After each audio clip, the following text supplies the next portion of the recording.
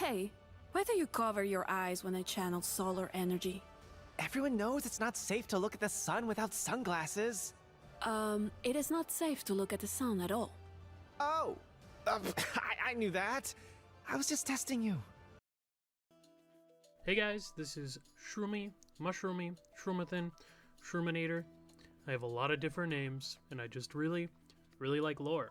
Season 19 just came out, and with that, we got new interactions. I think what I'm going to be doing going forward is making a state of lore at the beginning of a season, just kind of going over the juicier interactions if we get a lot, or if we get little to none, I'll just be kind of talking about the state of things as they are with the lore and what's coming up that we can expect. So we're going to be breaking down the new interactions, who won this time around, who didn't, who I expected to have won, and talking about how things are going to go in the future. So this is going to be probably a shorter video than usual, I'm not really sure yet, but also this is going to be experimental. Let me know what you guys like about this type of video, let me know what you guys don't like about it, and let's get right into it.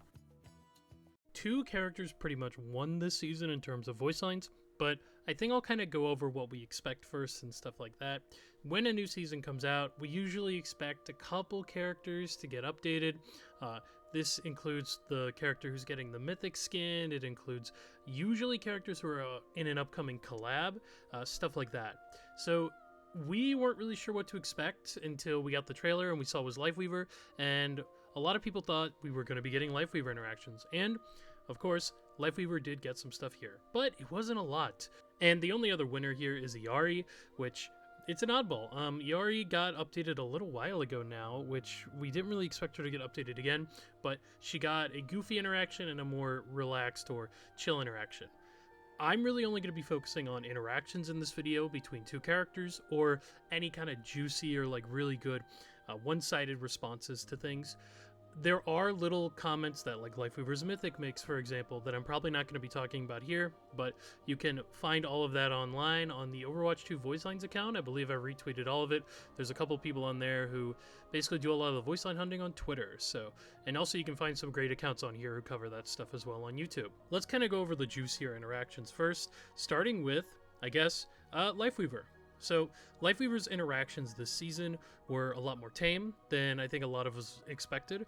I think a lot of us expected a little bit more from his interactions, but he really only got one major one here, which is between him and Ash. I'll go ahead and play it now. How you making a living without the family fortune? Nothing so glamorous as running a gang of outlaws, I'm afraid. Well, Deadlock Gorge would look mighty fine with a rose garden. Tempting, but I really should save the world first. Yeah, that interaction, it's kind of a little cute one. Ash and Lifeweaver have had a couple interactions between them, like kind of being two similar people in a sense. They both come from extremely wealthy families, so there's kind of like a kinship or respect there that I think is really fun to explore. It is a really interesting idea of Lifeweaver joining the Deadlock Rebels, which obviously, yeah, I don't think he would, but I think it's a really cool little detail or little thought to have. So that's pretty much the major Lifeweaver interaction. Unfortunately, he didn't really get many more than that, but aside from that, we have a couple other smaller little things for Illari. Yeah, Illari got most of the new stuff, and while one of her interactions is goofy, the other two are pretty interesting. So I'll go ahead and get into those now. There's a goofier one between Wooyoung and Illari that I'm not going to be talking about here because there's not really a lot of lore to it, but I think it's really fun those two characters get to talk. I put it on my Twitter, you can follow me at Mushroomy on there, it's also on Overwatch 2 Voice Lines. A lot of the stuff is going to be there. So, won't be talking about that one, but it's just a fun little one in between the two characters who have the same main writer. The other two interactions for Illari are a lot more interesting to me. We'll start off with the lesser of the two, which is between Freya and Illari. So I'll go ahead and play that now. You weren't always a bounty hunter, right? You saved people once. Yeah, in another life.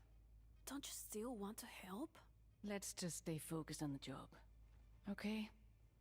So, yeah. I think it's really interesting that Illari has this worldview of like how Freya was a hero and she can't understand why Freya would want to back away from that life. It kind of shows a lot about Illari's character, where she sees herself as a hero and she sees how people need her to basically live or move on with their life, and she can never see herself backing away from that for any reason. And the idea of someone doing that or being in that position and backing away is something she doesn't understand. So I think that's a really interesting character thing with Illari to explore specifically for her, but Freya's reaction to it is also pretty neat. I get the vibe or feeling deep down, maybe Freya doesn't exactly like the way her life has gone, but this is the life that she's decided for herself, and this is the card she's been dealt, for better or worse. So I think it's a really interesting interaction between the two, and yeah. So now for the pretty juicy one, we got one between Soldier and Illari talking about what happened in the short story between the two, As You Are. So I'll go ahead and play that now. There hasn't been much activity in Runasapi since the lab raid. Are you keeping tabs on me? You're picking fights with powerful organizations. Shouldn't someone watch your six? If you're worried, don't be. I'll manage on my own.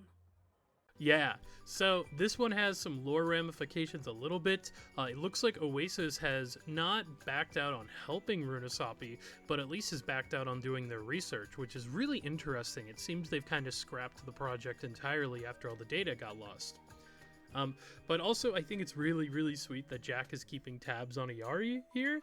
He's trying to keep an eye on her and make sure she's all right, kind of like a father role to her, which I think she kind of needs, and also he really needs some connection to someone, so I think it works for both of them.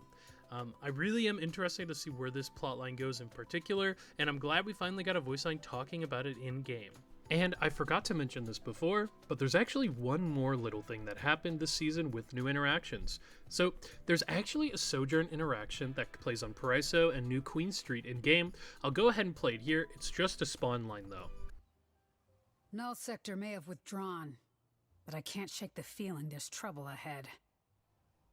Yeah, so it seems like the plot really is moving forward, which I'll be talking about more in this next segment, but aside from all that, that's basically the major interactions I wanted to discuss and highlight. This one in particular, there's a lot to break down. I think this is just like the final sign that the plot is finally moving forward, Null Sector is going away, and it looks like we're going to be heading towards the next hero and Talon in the future. And that is all the major voice lines that we got this season. I know it's not a lot, but I think each one is pretty interesting, and some of them were kind of needed. Like, I really am happy we got an interaction between Illari and Freya, and an update on Soldier and Illari's part in their story as well, and getting that finally in-game somehow. So, it's just really good to see. Overall, interactions were okay this season, nothing too crazy, but I kind of want to talk about the state of the lore in general next, so we're going to be talking about that now. After the end of last season, and with the trailer for Season 19, we know we're getting a in-game lore timeline that's coming out later this season in the mid-season. That is going to be kind of the big thing. I made a video talking about it already, but I'm going to talk about it here a bit more because we understand a little bit more about it now. So it's going to be a timeline of events that basically is from season to season of Overwatch 2, and it's going to be putting everything in order of events. I don't think there's going to be expanded material on it, so like I said, I don't think there's going to be like London Calling or some of the older like Torbjorn, Bastion, Junkrat, those comics from way back when. I don't think we're going to be seeing those. I think this is just like the story of Overwatch 2 specifically for now. I would love to see this expanded on in the future, but of course it could be expanded on when we see it in game. This is just what I'm understanding from everything I've heard. So yeah, that is probably the biggest lore thing coming in the future, and I'm really excited for that. As for the state of everything else, we've kind of talked about it already. Nothing's really moved in that direction. I think we're going to be getting a lot more to talk about at mid-season. I'm really excited for mid-season to see how that goes and to see the story picking up again. There were some comments made about the upcoming hero, the Sword Lady, where apparently one of the developers said that she is going to be the catalyst for the plot to move forward again in some way, which is really, really, really exciting. If you've been following me on here and on social media, I've kind of speculated that's where this character seems to be going, that we're going to be getting something with Talon and seeing the plot move forward again. So all of that makes a lot of sense, and I'm really, really excited to see where that goes. But, of course, we're probably going to hear more about the story and lore at mid-season, so I might make a video on that down the road. And that's all for now. Yeah, a bit of a shorter one, but I wanted to make this still to let people know there's some new lore that came out, and there's new lore on the way. So yeah, thanks for watching, and I really appreciate all your support. If you guys like this kind of stuff, let me know. Let me know if you like this kind of more updatey style video, or if you'd like more of the original kind, where it's just kind of me talking about a specific topic or character.